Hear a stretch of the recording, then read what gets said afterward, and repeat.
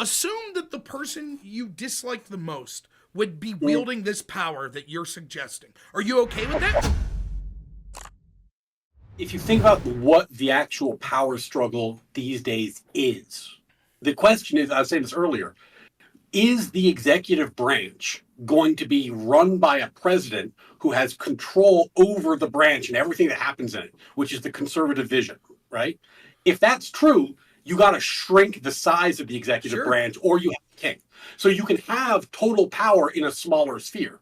But the left wants it to be a real big sphere run by bureaucrats, right? So as Trump dismantles that, he's going to be called a fascist and authoritarian because he's attacking a power base where there's been a lot of coalesced left power historically, and it's a conflicting view of constitutional theory. Like, can you have a fourth branch of government? Can you have these independent agencies? Not in the Constitution. What do you think? So part of me is always like, well, this is the moment for that tactic, right? Because he's now dismantling the administrative state, which has been the thing that propped up all the continuation of policies. Democrat comes in, Republican comes in, back and forth, but the administrative state is forever and just expands and expands and expands. That's it. That's my, I'm no attorney. I'm no constitutional scholar. I'm just a redneck who does this as a hobby. I was a pretty good debater. I think at least I'm interested in this stuff, and I've read up and stuff like that. But my theory, since being a Ron Paulite back in the day in 2004, when I first got interested in politics, has been that presidents come and go, but the bureaucracy is forever. And so if the bureaucracy is really running the show and they're unaccountable to the American people, then it doesn't matter who the president is. Right? And I'll just give you some wild conspiracy theories I have, right? Just to illustrate how I'm not trying to be partisan on political parties' lists. I truly believe that one of the things that Joe Biden was hell-bent on, which I happen to agree with, was pulling out of Afghanistan. And I don't think the bureaucratic state wanted that. And so I would not be shocked if they said, okay, asshole, if you're going to make this happen, we're going to make it a shit show, right? It's going to blow up in your face. That way, the next time someone suggests maybe we shouldn't have interventionist policy, we'll say, remember what happened in Afghanistan? Remember when we pulled out? And I think that, now I'm not saying that's true. You don't have to believe that. But I've said that publicly just to illustrate the point. To me, it's not about, well, this was a Democrat president, and so I don't like the bureaucratic state under him. Do you really think, for example, that Biden or Obama or Trump or W. Bush or Clinton, whatever, going back, do you think they know everything USAID is doing? Do you think they know everything the CIA is doing? Of course not, right? A. And then B, the next question is, how much power do these agencies have? This is why, I was telling you, as a lifelong Democrat, when the COVID mandate come out, the one that said if you had over 100 employees, you have to get vaccinated. Yep. And for the record, I was vaccinated by this point, so no effect on me personally whatsoever.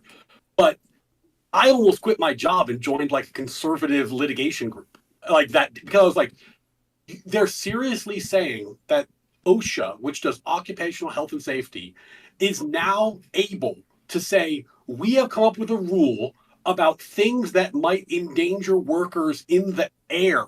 And on the basis of that, can make a health decision for the entire country, more or less, it's 80 million people or so, without any congressional imprimatur, nothing. We don't have to, nothing from Congress. It's crickets. We can just do that on our own. Are you out of your goddamn mind?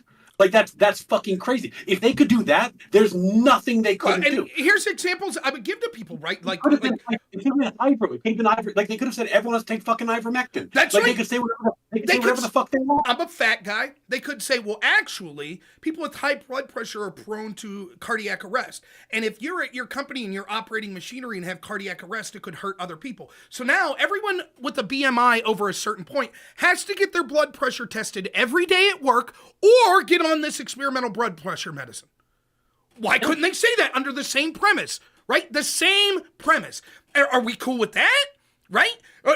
Where are we going to stop this? Basically, they have total invasion of your privacy on everything in life, because you could make an abstract argument that every decision that you make that could theoretically affect your health could affect other people if you're working next to them, right? It's just, And no one gave And it. then, Well, not no one, but so well, many and of then these people didn't give a shit. there's this argument people make with like, well, the experts said that this is the right thing to do, and it's like, I hate to be the one to burst your bubble, but like I hire experts to testify for me all the time. You can find an expert to say Right. any goddamn thing you want. Now, is there a consensus? Maybe, sure. There's exceptions here, but like more importantly, the experts coming to a consensus does not give anyone constitutional authority. That's nowhere in the Constitution does it say That's right. if the experts agree, then the president can make health decisions for you on the basis of nothing. That's not a thing.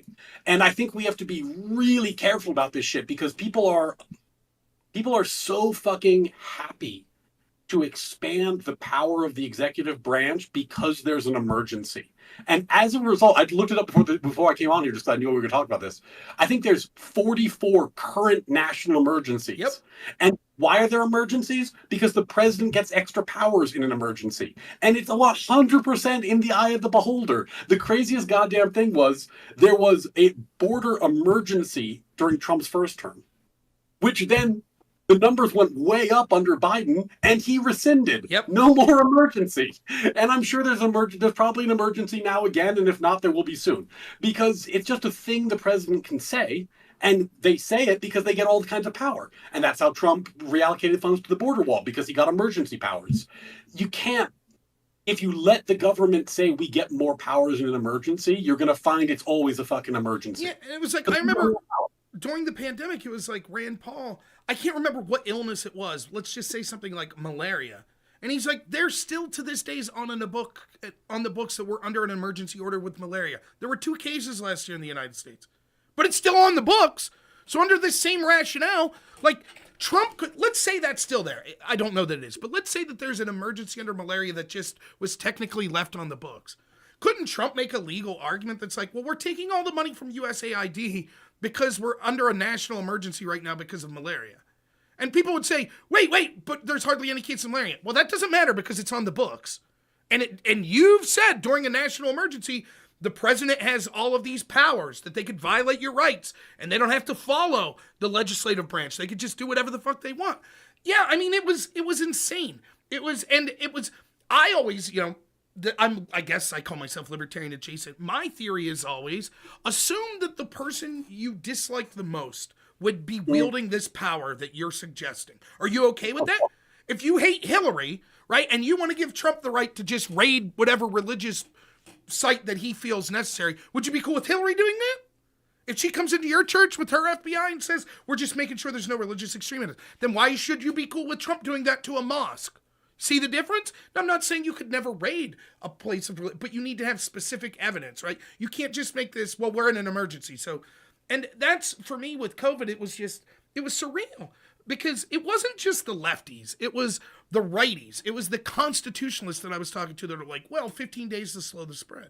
And what I kept saying is, you need to tell me, like, there are significant questions that you need to answer before you violate people's rights of that degree. I'm not saying it's not possible to make the argument, but you need to answer significant questions. Questions like, how many people do you expect to get infected? What is the severity of what those infections will be? How many people will die?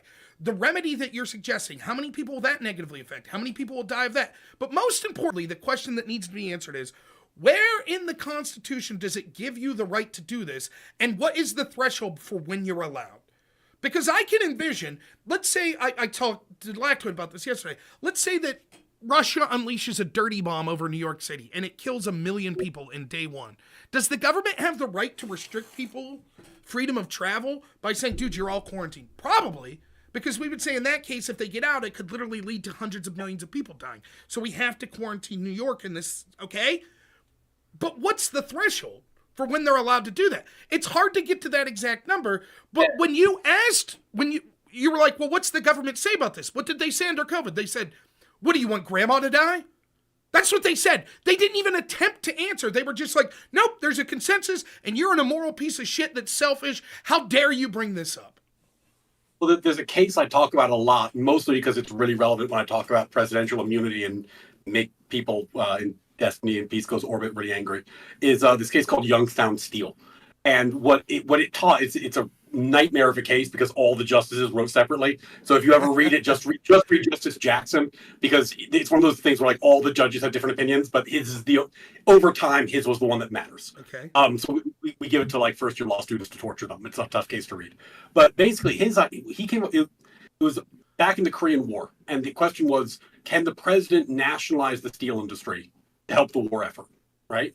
And it is a legit emergency. It's a fucking war. Like, and you need steel. Like, this is not a small issue, right? And Justice Jackson really brilliantly articulated where you say, well, let's look at what the Constitution says. There are certain things the president just has the power to do no matter what, because the Constitution says so. Sure. That's his core exclusive powers. That's his power. If it's one of those, he can do whatever he wants. Nationalizing the steel industry, not one of those. If you're not one of those, then the question becomes, how much of a blessing did Congress give him? And on the extreme side, if they pass a law, he can do almost anything he wants. But if they give him if they just issue a statement like, we think this is a good thumbs up, quarantine New York, there was a dirty bomb, we don't have time to pass a law, but we're with you. He can do quite a lot. Commander-in-chief plus Congress thumbs up, that takes you a long way. But if Congress says, fuck yourself, if Congress says, we're not passing this, we will not give you authority for this mandate. Oh, that's a red flag, right? Like this is the weakest the president could be. Sure. And that's the real danger for me about this OSHA stuff, is that so Congress delegates power to OSHA, and they say, you guys are in charge of workplace safety. And then OSHA says, well, I'm part of the executive branch. Guess what, President? We can do this. And guess what? Congress gave us this authority. And it's like, no. This has to go back to Congress. Congress has to give you a thumbs up, thumbs down, because this is clearly more than the president can do on his own. It was clearly unconstitutional. It was. And here's the thing. I've argued with people this. They say, yeah, but it never went into effect. Yeah, but it did, right? Because here's the deal. You want to know how many people at my job, we got emails every week. You got 2 months left. You got 1 month left. You have to get this shot. Yes, it never went into order, but every place of business thought it was. And so then you had sitting down at your dinner table with your family, what am I going to do? I don't want the shot, but I'm going to lose my job in 2 months. Or I'm going to have to get tested, which is going to be, and for me, like, again, some people don't understand that I talk to what it's like to live in rural America. The closest place for me to get tested was about 45 minutes away. And I do block shifts. So that would mean if I work 4 days, I would then have to, on my day off, drive 45 minutes away to get tested every week. Every week on my own dime. And it was intentionally written, they've even admitted, to make your life hell, right? To make it so. And so, like, the idea was like, the fact that it was even suggested when they knew it was unconstitutional, it did have an effect on scaring people into compliance, even though they ultimately backed down because they knew the court would be. Weigh that against, well, but there's questions about this TRO, and Trump didn't immediately comply in exactly the way it was written, and he put out this Napoleon tweet. Now, how in God's name should I have a good faith conversation with someone that's like, I think what Biden did with that OSHA shit, it should have passed. Absolutely should have been legal. Totally fine. That are then going to talk to me about executive overreach with Trump. And it's like you are nakedly partisan to the point where there's not going to be a possibility for, like, you know, particularly on a platform like X, where you demand that I criticize this tweet. And that's not to even get into like the FISA warrants and shit like that, and the lawfare that I saw against Trump. Well, there are certain people, and I do think this is just a left-right divide. I don't have stats for that, so if somebody can tell me like what percentage of like federal bureaucrats are left-leaning versus right-leaning, I'd love to know. Because but my sense is it's overwhelmingly left, just because, like, for example, like, you know, like Ron on Parks and Rec is funny because no libertarian would have that job.